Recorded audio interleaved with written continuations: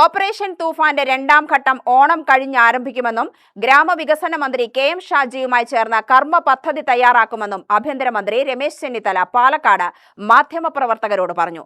Operation തൂഫാൻ ഫലം കണ്ടതായും ആഭ്യന്തരമന്ത്രി രമേശ് ചെന്നിത്തല. തദ്ദേശ സ്വയംഭരണ വകുപ്പ് കെ.എം. ഷാജിയുമായി ഈ കാര്യം സംസാരിച്ച് ഒരു കർമ്മ പദ്ധതിക്ക് രൂപം കൊടുത്തിട്ടുണ്ട്. ഓപ്പറേഷൻ തൂഫാൻ ആരംഭിച്ച ശേഷം കേരളത്തിൽ മയക്കുമരുന്നിന്റെ ഉപയോഗവും വിതരണവും പാടെ കുറഞ്ഞിട്ടുണ്ട്. ഏതാണ്ട് ഇപ്പോൾ 9,200-ലധികം ആളുകളെ പോലീസ് അറസ്റ്റ് ചെയ്യുകയുണ്ടായി. 7,000-ലധികം കേസുകൾ രജിസ്റ്റർ ചെയ്തു. 100 കോടിയിലധികം വില വരുന്ന രാസലഹരി പിടിച്ചെടുക്കുകയുണ്ടായി. അപ്പോൾ അടുത്ത ഘട്ടം ത്രിതല പഞ്ചായത്ത് സംവിധാനങ്ങളെ കൂടി യോജിപ്പിച്ചുകൊണ്ട് വ്യാപകമായ ബോധവൽക്കരണവും അതോടൊപ്പം തന്നെ ലഹരി പദാർത്ഥങ്ങളിൽ നിന്ന് ജനങ്ങളെ മോചിപ്പിക്കാൻ വേണ്ടിയുള്ള കർമ്മ പദ്ധതികൾക്കുമാണ് രൂപം കൊടുക്കുന്നത്. ഓപ്പറേഷൻ തൂഫാൻ രണ്ടാം ഘട്ടം ഓണം കഴിഞ്ഞ് ആരംഭിക്കും. മയക്കുമരുന്ന് ഉപയോഗവും വിൽപ്പനയും കുറഞ്ഞു. പുതിയ കടത്ത് രീതികളുണ്ട്. കൊറിയർ വഴി മയക്കുമരുന്ന് കടത്തുന്നത് ഗൗരവത്തിൽ കാണുന്നു.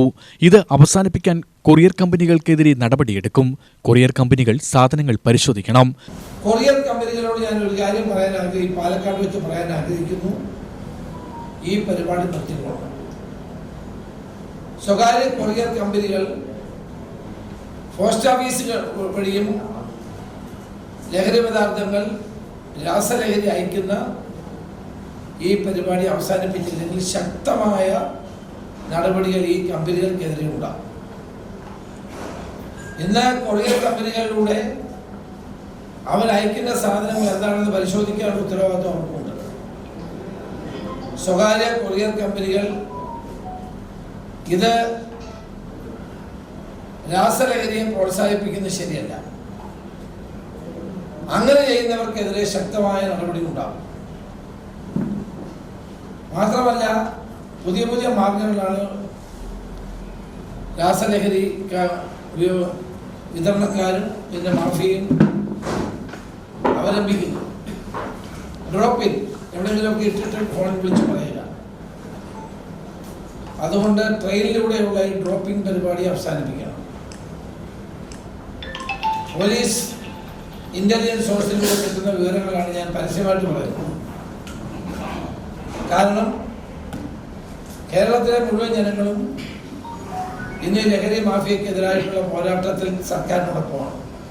കേരള പോലീസിൽ നർക്കോട്ടിക്കിന് വേണ്ടി പുതിയ വിംഗ് ആരംഭിക്കുമെന്നും ഓഗസ്റ്റ് 15-ന് ശേഷം പോലീസ് സ്റ്റേഷനിൽ മാറ്റമുണ്ടാകുമെന്നും മന്ത്രി പറഞ്ഞു. പോലീസ് സ്റ്റേഷനുകൾക്ക് പുതിയ മുഖമുണ്ടാകും. എല്ലാ പരാതിക്കാരുടെയും പരാതികൾ ഗൗരവത്തിൽ പരിശോധിച്ച് പരിഹരിക്കും. ജനങ്ങളുമായി പോലീസിന് കൂടുതൽ ബന്ധമുണ്ടാവാൻ സംവിധാനമൊരുക്കും. ഒക്ടോബർ 2-നകം എല്ലാ സ്റ്റേഷനിലെയും കാര്യങ്ങൾ ആഭ്യന്തരമന്ത്രിയുടെ ഓഫീസ് പരിശോധിക്കും. ഒക്ടോബർ 2-നകം പോലീസ് സ്റ്റേഷൻ നടപടികൾ ആഭ്യന്തരമന്ത്രിയുടെ ഓഫീസിൽ നിന്ന് നിരീക്ഷിക്കാനുള്ള സംവിധാനം ഏർപ്പെടുത്തും. ഓഗസ്റ്റ് 15-ന് കൂടി കേരള പോലീസിൽ സമൂലമായ മാറ്റം വരാൻ പോവുകയാണ്. മൈ പോലീസ് സ്റ്റേഷൻ എന്നൊരു പുതിയ പദ്ധതി ഞങ്ങൾ ആരംഭിച്ചു. എല്ലാ പോലീസ് സ്റ്റേഷനും ജനങ്ങൾക്ക് തോന്നണം it is my police station, ഇതെന്റെ പോലീസ് സ്റ്റേഷൻ എന്നുള്ള വികാരം ജനങ്ങൾക്കുണ്ടാകും.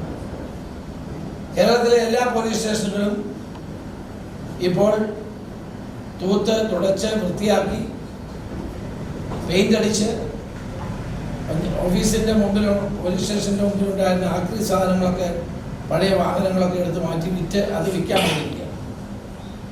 കേസുള്ള ആള് കേസിന് വക്കീലന്മാർ ഏർപ്പാട് ചെയ്ത് അതിൽ നിന്നും അത് പരിഹാരം ഉണ്ടാക്കുക. അപ്പൊ കേരളത്തിലെ എല്ലാ പോലീസ് സ്റ്റേഷനും ഓഗസ്റ്റ് 15-ഓടുകൂടി ഒരു പുതിയ മുഖം ഉണ്ടാകാൻ പോവുകയാണ്. അതുപോലെ തന്നെ കസ്റ്റഡി മരണങ്ങൾ, കസ്റ്റഡി അതിക്രമങ്ങൾ ഒന്നും ഉണ്ടാകാതിരിക്കാൻ പ്രത്യേകമായ നിർദ്ദേശമുണ്ട്. പോലീസ് സ്റ്റേഷനിൽ വരുന്ന ഏതൊരാളെയും സ്വീകരിക്കാനും അവർക്ക് പറയാനുള്ള കാര്യങ്ങൾ കേൾക്കാനും അവരുടെ കാര്യങ്ങൾ കാലതാമസം കൂടാതെ പരിഹരിക്കാനുമുള്ള ഒരു സംവിധാനമാണ് മൈ പോലീസ് സ്റ്റേഷനിലൂടെ ഉദ്ദേശിക്കുന്നത്.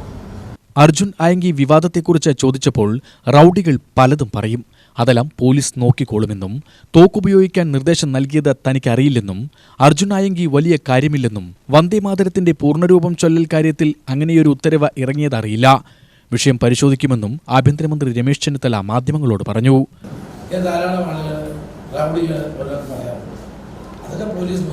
പക്ഷെ വലിയൊരു മനുഷ്യവേട്ടയാണ് ഇന്നലെ വൈകുന്നേരമൊക്കെ നടന്നത്. അർജുൻ ആയങ്കിക്കായി വെടിവെക്കാൻ വരെ ഉത്തരവിട്ടെന്നും പറയുന്നത്. പോലീസിന്റെ രീതിയിലാണ് ചെയ്യുന്നത്. നാട്ടുകാർക്ക് എത്ര ഗുണ്ടകൾ ആളുകളെ ചീത്ത വിളിക്കും, ആളുകളെ ഭീഷണിപ്പെടുത്തി ചെയ്യുന്നു.